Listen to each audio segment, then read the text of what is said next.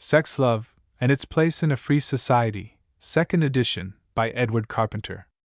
Price 4d. Manchester, The Labour Press Society Limited, Printers and Publishers, 1894. Sex, Love.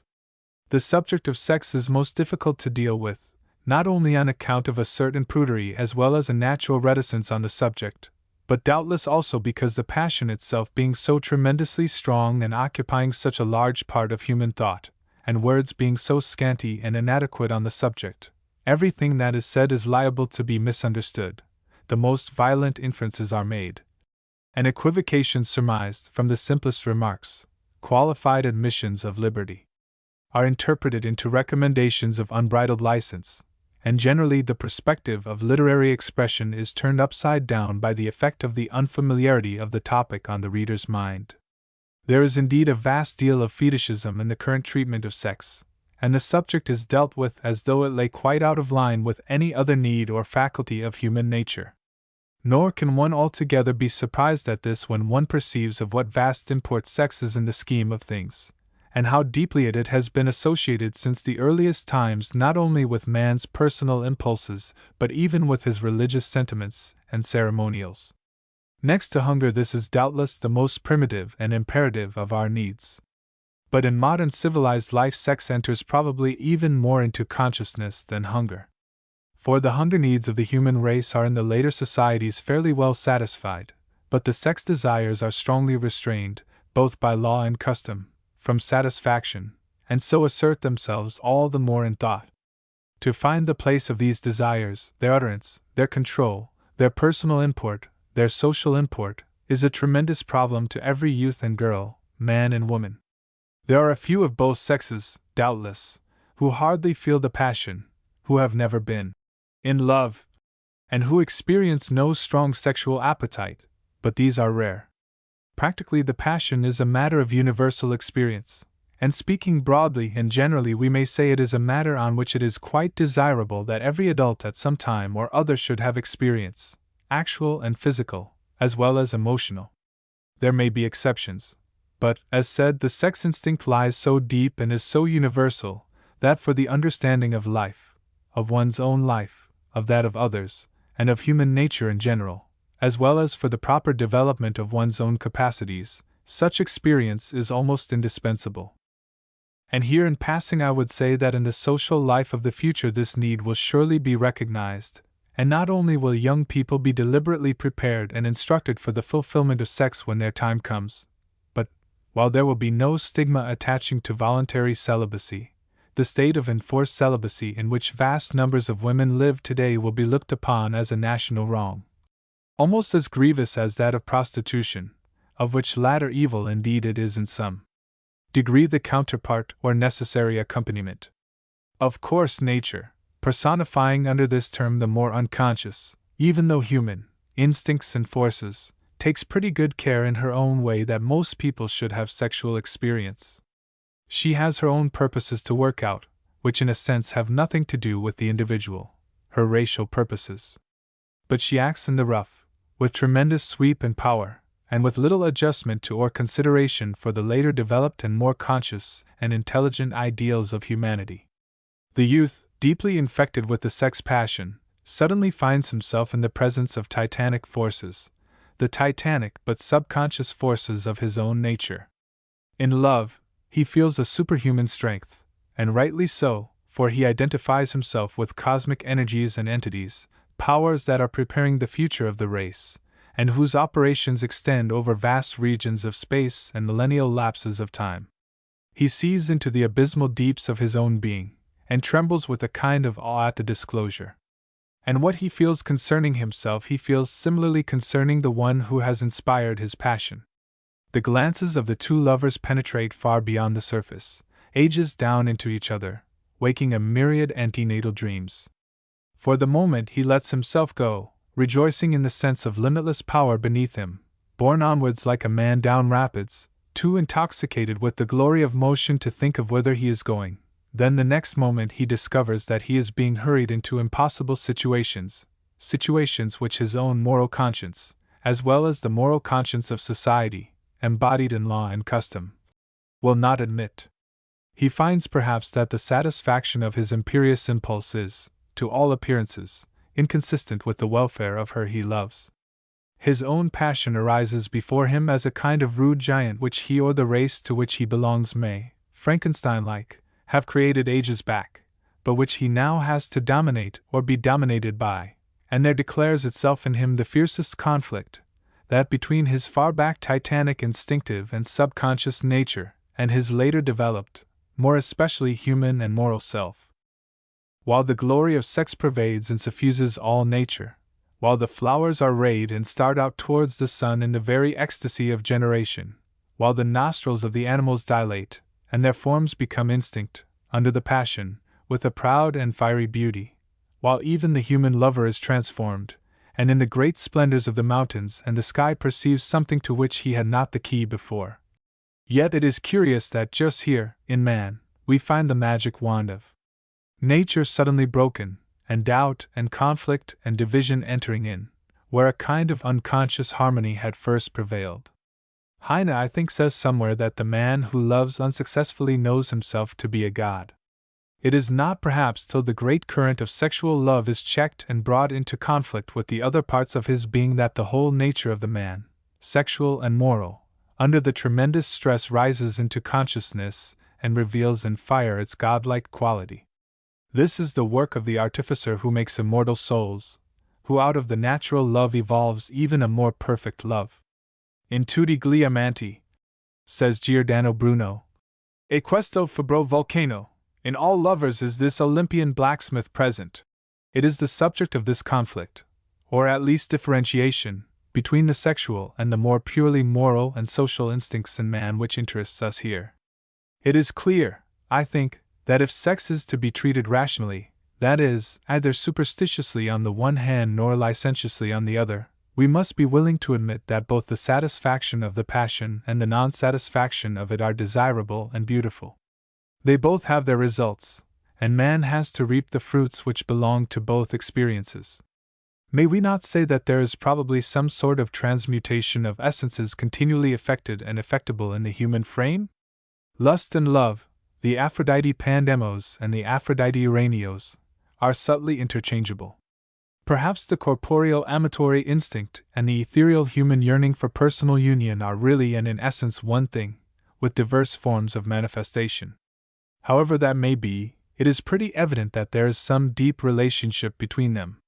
It is a matter of common experience that the unrestrained outlet of merely physical desire leaves the nature drained of its higher love forces, while on the other hand, if the physical satisfaction be denied, the body becomes surcharged with waves of emotion, sometimes to an unhealthy and dangerous degree.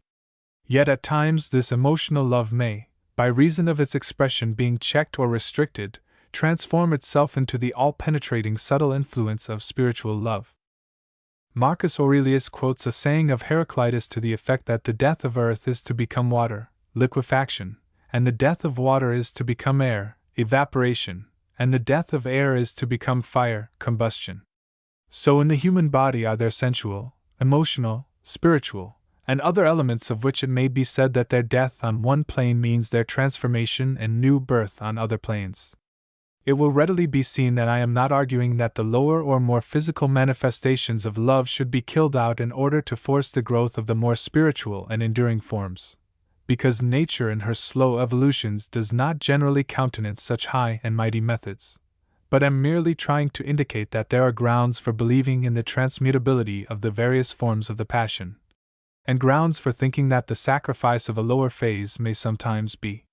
the only condition on which a higher and more durable phase can be attained, and that therefore restraint, which is absolutely necessary at times, has its compensation. Any one who has once realized how glorious a thing love is in its essence, and how indestructible, will hardly need to call anything that leads to it a sacrifice, and he is indeed a master of life who, accepting the grosser desires as they come to his body, and not refusing them, knows how to transform them at will into the most rare and fragrant flowers of human emotion. Until these subjects are openly put before children and young people with some degree of intelligent and sympathetic handling, it can scarcely be expected that anything but the utmost confusion, in mind and in morals, should reign in matters of sex. that we should leave our children to pick up their information about the most sacred, the most profound and vital, of all human functions, from the mere gutter, and learn to know it first from the lips of ignorance and vice, seems almost incredible, and certainly indicates the deeply rooted unbelief and uncleanness of our own thoughts. Yet a child at the age of puberty, with the unfolding of its far-down emotional and sexual nature, is eminently capable of the most sensitive, affectional, and serene appreciation of what sex means, generally more so, as things are today, than its worldling parent or guardian, and can absorb the teaching, if sympathetically given, without any shock or disturbance to its sense of shame. That sense which is so natural and valuable a safeguard of early youth. To teach the child first, quite openly, its physical relation to its own mother, its long indwelling in her body, and the deep and sacred bond of tenderness between mother and child in consequence, then, after a time, to explain the work of fatherhood, and how the love of the parents for each other was the cause of its own, the child's, existence. These things are easy and natural, at least they are so to the young mind, and excite in it no surprise or sense of unfitness, but only gratitude and a kind of tender wonderment. Then, later on, as the special sexual needs and desires develop, to instruct the girl or boy in the further details of the matter, and the care and right conduct of her or his own sexual nature, on the meaning and the dangers of solitary indulgence, if this habit has been contracted, on the need of self-control and the presence of affection in all relations with others, and, without asceticism, on the possibility of deflecting physical desire to some degree into affectional and emotional channels, and the great gains so resulting. All these are things which an ordinary youth of either sex will easily understand and appreciate, and which may be of priceless value, saving such an one from years of struggle in foul morasses, and waste of precious life strength. Finally, with the maturity of the moral nature, the supremacy of the pure human relation should be taught, not the extinguishment of desire, but the attainment of the real kernel of it, its dedication to the well-being of another, the evolution of the human element in love, balancing the natural, till at last the snatching of an unallowed pleasure, regardless of the other from whom it is snatched, or the surrender of one's body to another, for any reason except that of love, become things impossible. Between lovers then a kind of hearty temperance is much to be recommended, for all reasons, but especially because it lifts their satisfaction and delight in each other out of the region of ephemeralities, which too soon turn to dull indifference and satiety, into the region of more lasting things, one step nearer at any rate to the eternal kingdom. How intoxicating indeed, how penetrating, like a most precious wine, is that love which is the sexual transformed by the magic of the will into the emotional and spiritual. And what a loss on the merest grounds of prudence and the economy of pleasure is its unbridled waste along physical channels. So nothing is so much to be dreaded between lovers as just this, the vulgarization of love, and this is the rock upon which marriage so often splits.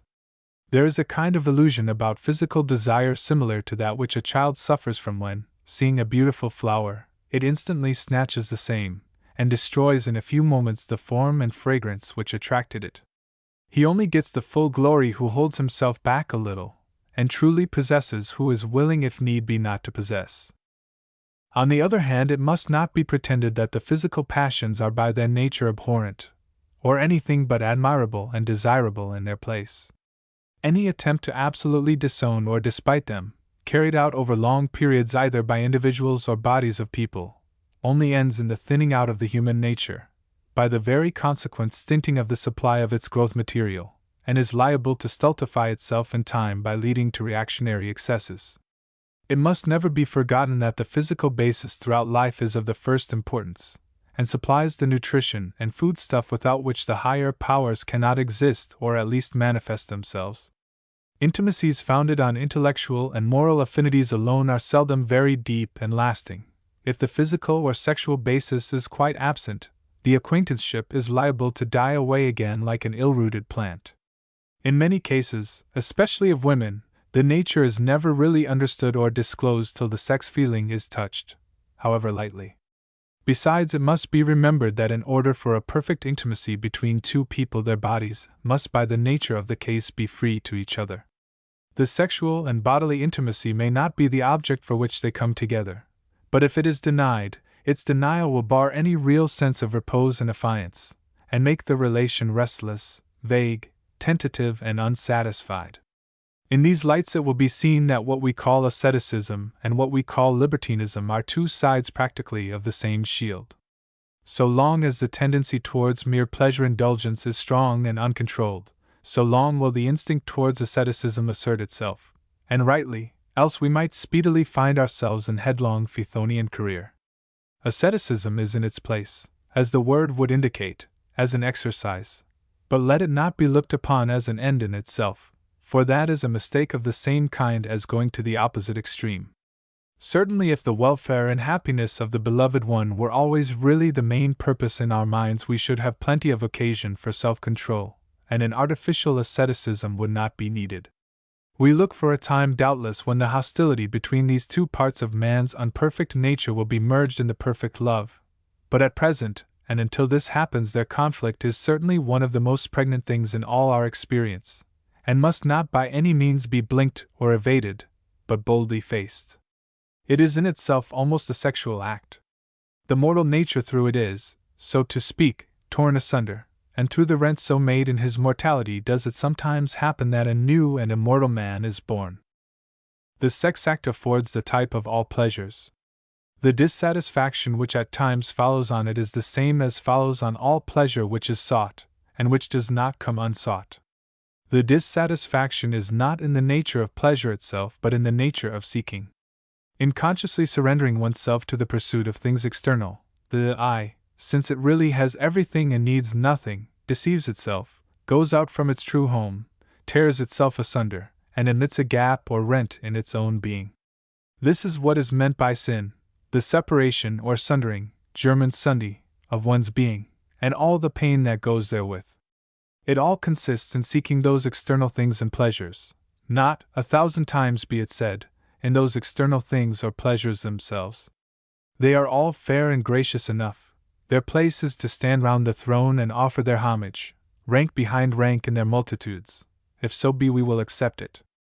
But for us to go out of ourselves to run after them, to allow ourselves to be divided and rent in twain by their attraction, that is an inversion of the order of heaven, and in so doing does sin and all suffering enter in.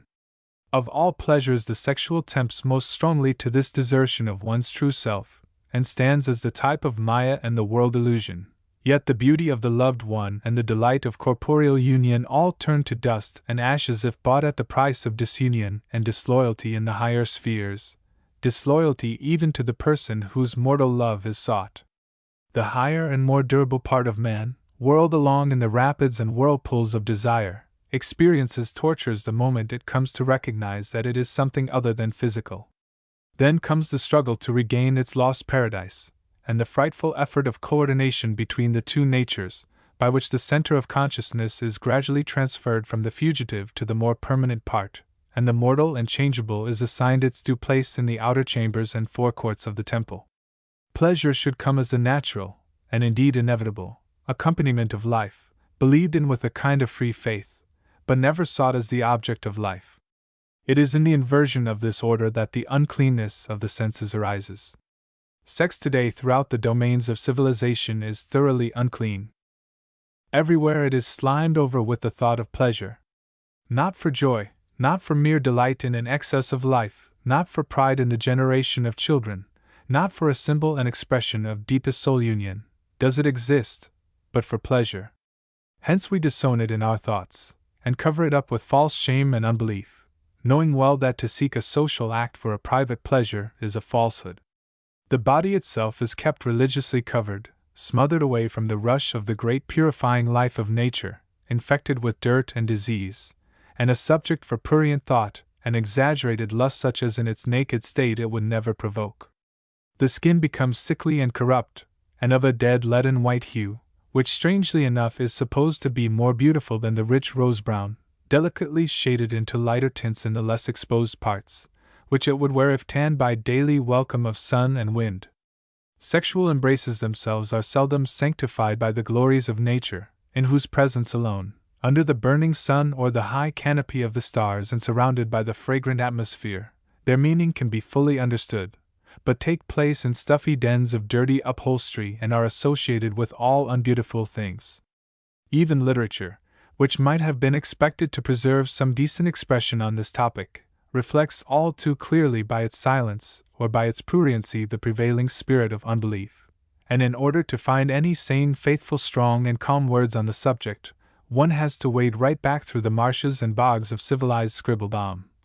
and toil eastward across its arid wastes to the very dawn hymns of the Aryan races. In one of the Upanishads of the Vedic sacred books, the Brihadaranyaka Upanishad, there is a very beautiful passage in which instruction is given to the man who desires a noble son as to the prayers which he shall offer to the gods on the occasion of congress with his wife. In primitive, simple, and serene language it directs him how, when he has placed his virile member in the body of his wife and joined his mouth to her mouth,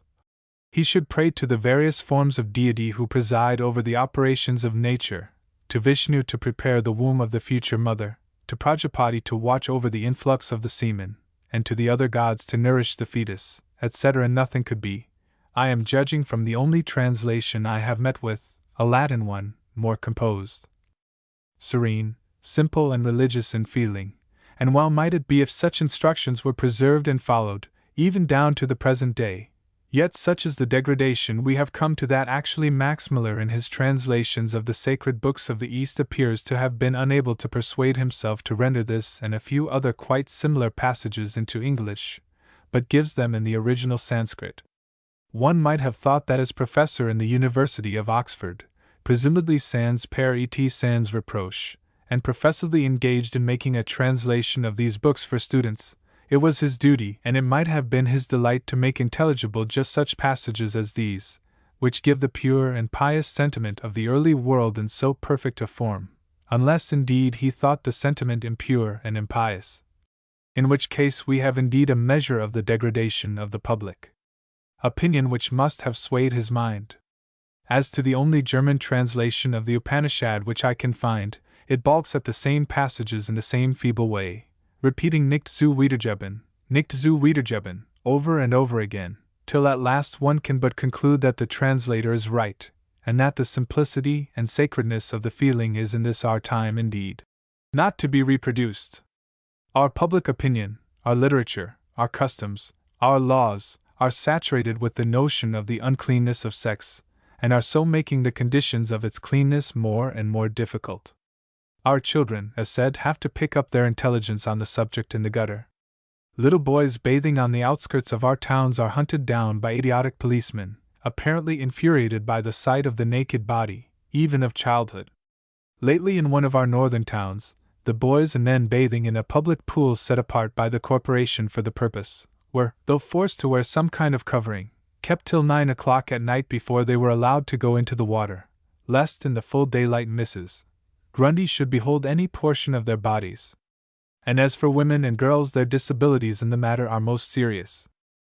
Till this dirty and dismal sentiment with regard to the human body is removed, there can be little hope of anything like a free and gracious public life. With the regeneration of our social ideas, the whole conception of sex as a thing covert, and to be ashamed of, marketable and unclean, will have to be regenerated. That inestimable freedom and pride which is the basis of all true manhood and womanhood will have to enter into this most intimate relation to preserve it frank and pure from the damnable commercialism which buys and sells all human things, and from the religious hypocrisy which covers and conceals. And a healthy delight in and cultivation of the body and all its natural functions, and a determination to keep them pure and beautiful, open and sane and free, will have to become a recognized part of national life. Possibly, and indeed probably, as the sentiment of common life and common interest grows, and the capacity for true companionship increases with the decrease of self-regarding anxiety, the importance of the mere sex act will dwindle till it comes to be regarded as only one very specialized factor in the full total of human love. There is no doubt that with the full realization of affectional union, the need of actual bodily congress loses some of its urgency. And it is not difficult to see in our present-day social life that the want of the former is, according to the law of transmutation, one marked cause of the violence and extravagance of the lower passions. But however things may change with the further evolution of man, There is no doubt that first of all the sex relation must be divested of the sentiment of uncleanness which surrounds it, and rehabilitated again with a sense almost of religious consecration, and this means, as I have said, a free people, proud in the mastery and the divinity of their own lives, and in the beauty and openness of their own bodies. Sex is the allegory of love in the physical world. It is from this fact that it derives its immense power. The aim of love is non-differentiation, absolute union of being, but absolute union can only be found at the center of existence. Therefore, whoever has truly found another has found not only that other, and with that other himself, but has found also a third, who dwells at the center and holds the plastic material of the universe in the palm of his hand, and is a creator of sensible forms. Similarly, the aim of sex is union and non-differentiation, but on the physical plane, and in the moment when this union is accomplished, creation takes place, and the generation, in the plastic material of the sex elements, of sensible forms. In the animal and lower human world, and wherever the creature is incapable of realizing the perfect love, which is indeed able to transform it into a god, nature in the purely physical instincts does the next best thing, that is, she effects a corporeal union, and so generates another creature who by the very process of his generation shall be one step nearer to the universal soul and the realization of the desired end. Nevertheless, the moment the other love and all that goes with it is realized, the natural sexual love has to fall into a secondary place. The lover must stand on his feet and not on his head, or else the most dire confusions ensue, and torments Ionian. Taking all together, I think it may fairly be said that the prime object of sex is union, the physical union as the allegory and expression of the real union, and that generation is a secondary object or result of this union. If we go to the lowest material expressions of sex, as among the protozoic cells, we find that they, the cells, unite together, two into one, and that, as a result of the nutrition that ensues, this joint cell after a time, but not always, breaks up by fission into a number of progeny cells. Or if on the other hand we go to the very highest expression of sex, in the sentiment of love, we find the latter takes the form chiefly and before all else of a desire for union, and only in lesser degree of a desire for race propagation. I mention this because it probably makes a good deal of difference in our estimate of sex whether the one function or the other is considered primary. There is perhaps a slight tendency among medical and other authorities to overlook the question of the important physical actions and reactions, and even corporeal modifications, which may ensue upon sexual intercourse between two people, and to fix their attention too exclusively upon their childbearing function. But in truth it is probable, I think, from various considerations, that the spermatozoa pass through the tissues and affect the general body of the female, as well as that the male absorbs minutest cells from the female, and that generally, even without the actual sex act, there is an interchange of vital and ethereal elements, so that there is a kind of generation taking place in each other, as well as that more specialized generation which consists in the propagation of the race. At the last, and taking it as a whole, one has the same difficulty in dealing with the subject of love which meets one at every turn in modern life, the monstrous separation of one part of our nature from another, the way in which, no doubt in the necessary course of evolution, we have cut ourselves in twain as it were, and assigned right and wrong, heaven and hell, spiritual and material, and other violent distinctions, to the separate portions. We have eaten of the tree of knowledge of good and evil with a vengeance. The Lord has indeed driven us out of paradise into the domain of that Fabro volcano, who with tremendous hammer strokes must hammer the knowledge of good and evil out of us again. I feel that I owe an apology to the beautiful God for daring even for a moment to think of dissecting him soul from body, and for speaking as if these artificial distinctions were in any wise eternal. Will the man or woman, or race of men and women, never come, to whom love in its various manifestations shall be from the beginning a perfect whole, pure and natural, free and standing sanely on its feet?